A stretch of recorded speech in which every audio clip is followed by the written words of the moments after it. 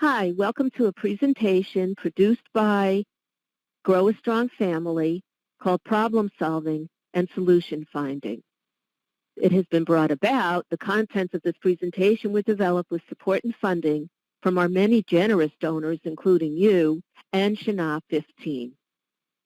In this webinar, we are going to be discussing problem solving, solution finding basics, identifying problems, developing solutions, experiments, and assessing the experiments to see how well they've performed. For something to be defined as a problem, a possible solution must exist. In other words, a problem is something that by its very nature contains a solution, at least one, if not many. Without a possible solution, the problem is not a problem, but a fact of life. It may be painful, but will nevertheless be a fact of life. This is very similar to, well, the problem is that my loved one has a chronic illness, like a mental illness. That's not a problem because there's no way to fix that or solve that. What is a problem may be some of the accommodations that have to be made because of having a loved one with a serious mental illness or any chronic illness. But the issue here is what is versus how to manage it. The managing part is what the problem might be. Problems contain solutions. So I'll ask you, when you present a problem, what have you already tried?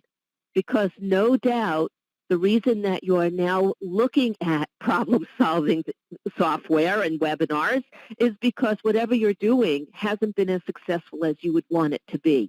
And that's okay because you've still had opportunities to try different things, we call those experiments, and to learn from them, even if what you're learning is that it doesn't work. So we're going to look at what has worked and how do you know it worked. So if you're still having an active relationship with your loved one, something's working. Even if only what is working is that you have a strong enough bond to survive what hasn't been working. Believe it or not, that's a plus. And so we're going to look at what has worked.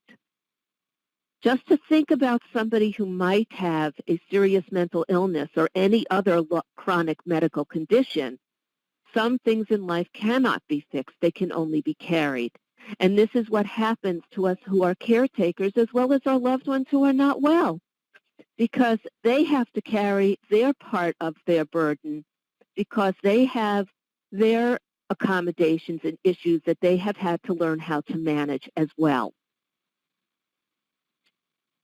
So the first step, no matter what program we use to resolve problems, and I'm going to introduce you to two. One is called Solution Finding, using the solution-focused brief therapy skills and strategies, and the other is a more structured approach. Either one works. Either one is fine. It really is a matter of what fits more comfortably with your particular style. So in identifying the problem, the first question we ask is, what would you like to be different? Because that's how you're defining the problem. Your problem is something is not working. Okay, what would you like to change? What needs to be different? What will resolve the issue as far as you're concerned? If you had your druthers, what would change and what would it look like? Be as specific as you can possibly be. The more specific you are, the more likely you're going to pounce on the key to resolving whatever the presenting issue is. How do you think you can make things different for you? And what would that look like? Remembering that the only person in this life we will have any modicum of control over is you. Nobody else, just you. So we would call it the miracle question. This is an essential component of solution-focused strategies, and we always start with this, which is, suppose one night when you were asleep, a miracle happened and fixed this problem. Only you're asleep, so you don't know what happened. What would be different? How would you know that the miracle happened? What we're saying here is create a narrative, create a story. Build the characters up. Be as clear and as specific as you can be, creating a picture in your mind of what life would be like if this problem were solved, taking away that your loved one would not have a mental illness or any other chronic illness, because that is what is. That doesn't get taken away. What does it look like beyond that, at least as far as you're concerned? That's the miracle.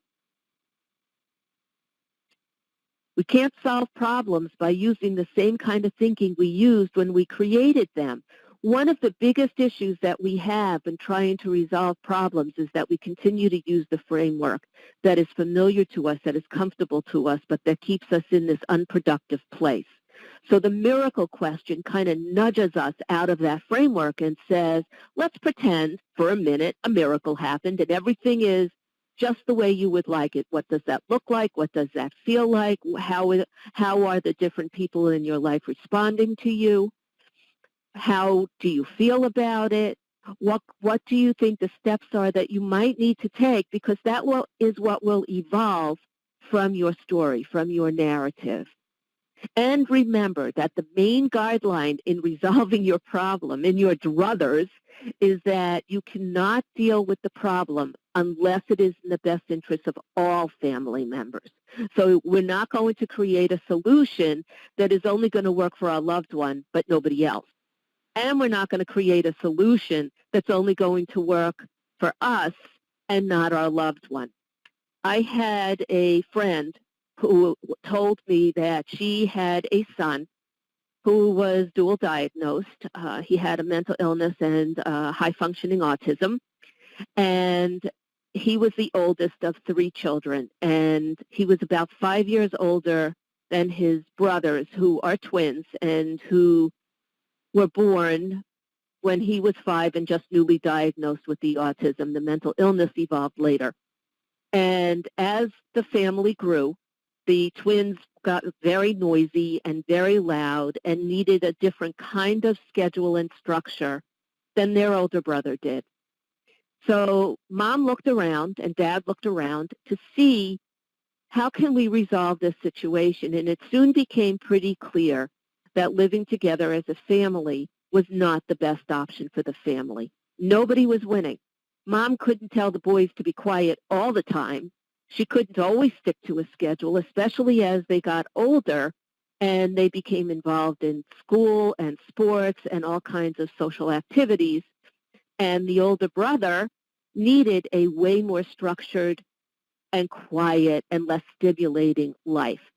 So when he was a teenager, late teens, 16, 17 years old, and the mental illness started to show, he has a mild mood disorder, Mom looked around for a group home.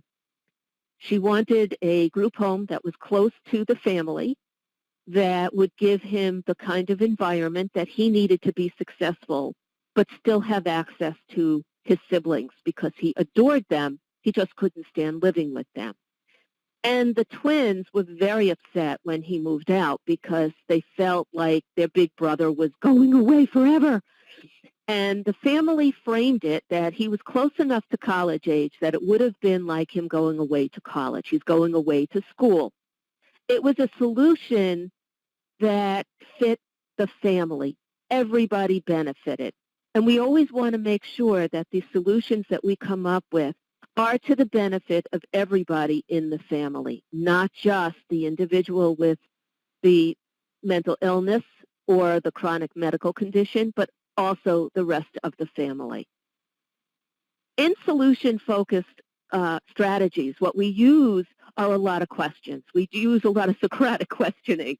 So the 13 questions was from a Psych Central blog post by a woman called Dorit Nick Nana, and the reference is at the end of the show. And she gives you 13 questions about really exploring what is the nature of this issue and how do you know when you're becoming better at managing it. And that's essentially what the 13 questions are about. It's looking for, trying to tease out the resources and strengths that you have to bring to this situation. it really creates an opportunity to kind of open your mind to this as a learning opportunity as opposed to an obstacle to stop you in your tracks and prevent you from moving forward. So, for example, what is one skill that I already have that can help me solve this problem? If the skill you have is the ability to identify particularly the issues involved, that's a skill. Note it down, write it down, acknowledge it. What is one resource I could use to solve this problem? It may be something as simple as talking to a prescriber or a pharmacist, or going to the library, or Googling, whatever. If my problem were solved, how would people respond to me differently? How would the family respond to me differently? How would the extended family respond to me differently? What would it mean in terms of my coworkers and friends? It's useful because sometimes we look at our problems and become so bogged down and overwhelmed that it's nice to have a kind of a guide to look at, what do I have control over? What don't I have control over? What do I need to learn more about? And how can I do that? And then how would that look in terms of resolving this issue? Problems can often make us forget that we have choices. And one of the biggest choices we have is whether to be defined by our problems or defined by our solutions. And in this approach, we are defined by our solutions. We are looking at our options. They may not be great options, by the way.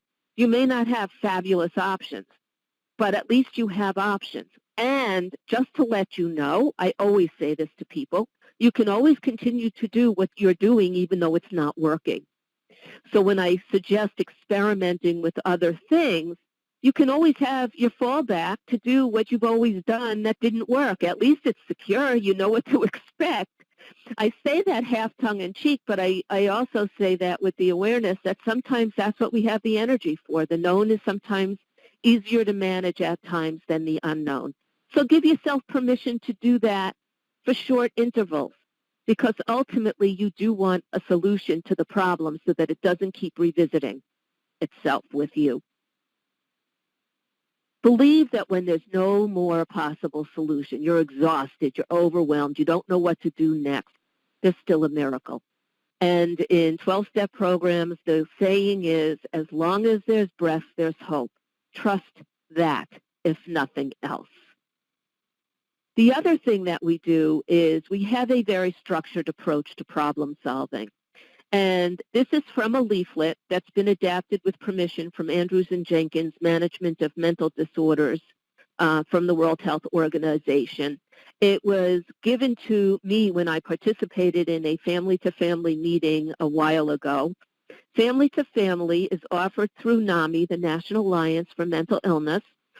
And what it is a free 12-week session for family and friends of individuals with mental illnesses, and it's an excellent psychoeducation course. In other words, it is a very basic course, 12 weeks, free, tons of materials, and you all about mental illness, what to expect, what the diagnostic criteria is, what the medications are, what it looks like, what it feels like, some basic communication skills, some basic problem-solving skills.